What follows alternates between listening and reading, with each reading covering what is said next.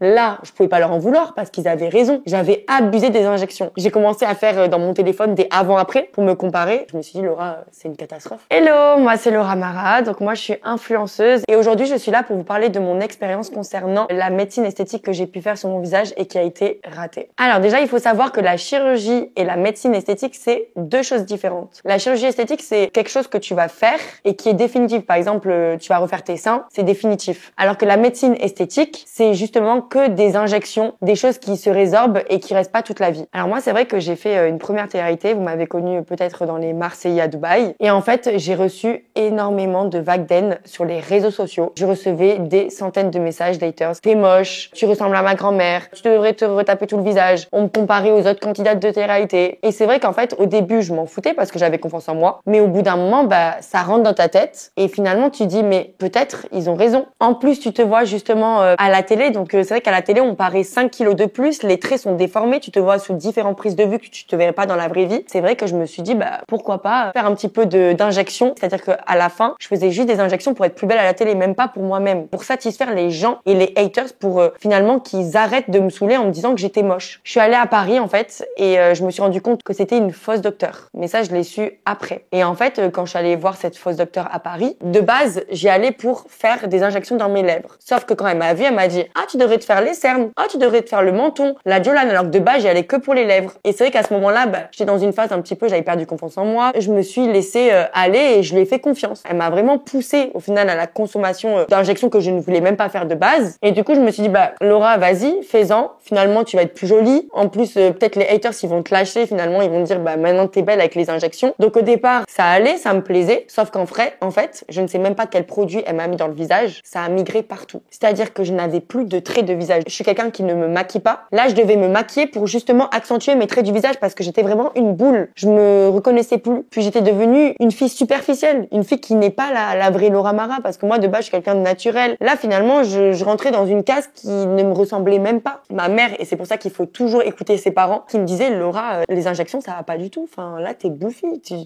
Ta tête, ça va pas. Je te reconnais plus. Même ma mère, je la remballais en mode, mais non, maman, arrête de dire n'importe quoi, tu t'y connais pas. Donc, pour te dire que j'étais vraiment dans ma matrix. Et un jour, je me suis réveillée. Je sais pas pourquoi. Des fois, c'est un choc. Je me suis réveillée, je me suis regardée dans le visage. J'ai dit, non, mais Laura, là, c'est pas toi. Tu te reconnais plus. Puis en plus, à ce moment-là, sur les réseaux sociaux, du coup, tous les haters qui me disaient, va faire de la chirurgie, etc.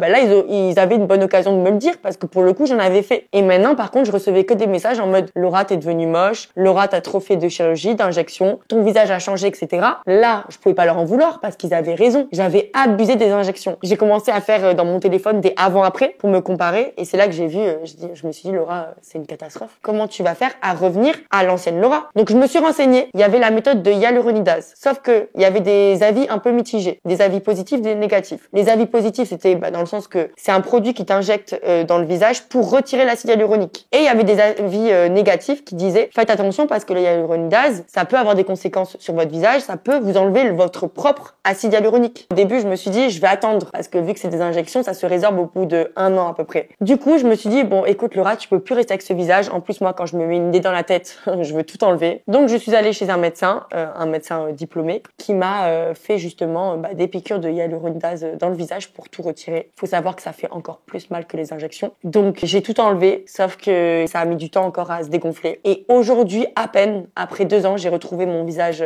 d'avant. Je suis passée par plein d'étapes, c'est-à-dire que je suis passée par des étapes où je pleurais le soir dans mon lit parce que je me disais, Laura, tu retrouveras jamais plus ton visage. T'étais bien et au final, tu t'es détruite. Pour qui? Pour des haters qui finalement te critiqueront quoi qu'il. Derrière l'écran, les gens, ils se rendent pas compte, mais on n'est pas des robots. On est des humains, on a un cœur. Et les personnes qui sont derrière leur téléphone, je ne sais pas pourquoi, se permettent de critiquer ou d'envoyer des messages parce qu'ils se disent peut-être sur le moment, elles vont pas le voir. Mais si, finalement, moi, je lisais tous les commentaires. On les lit tous. Et après, au bout d'un moment aussi, j'ai dû faire des soins. C'est bizarre, mais quand on m'a enlevé le produit injecté, je pense qu'on a enlevé un peu du vrai acide hyaluronique. Et le problème, c'est que l'acide hyaluronique, c'est très important pour le corps. Tout le monde en a. Mais avec le temps, plus tu vieillis, plus ça disparaît. Et c'est pour ça que notre peau, elle vieillit plus rapidement. Et là, j'avais une sensation de peau un petit peu flasque. J'avais pas le visage ferme comme avant. Surtout que moi, je suis une flippette de vieillir, des rides, etc. J'ai dit, Laura, à cause de tes conneries, finalement, t'as avancé le côté naturel de la vie, mais les rides, tu vas avoir beaucoup plus de rides. Ton visage, il va vieillir beaucoup plus rapidement. J'ai fait toutes les démarches, du coup, pour faire les soins. Ça m'a coûté de l'argent, du temps. Et aujourd'hui,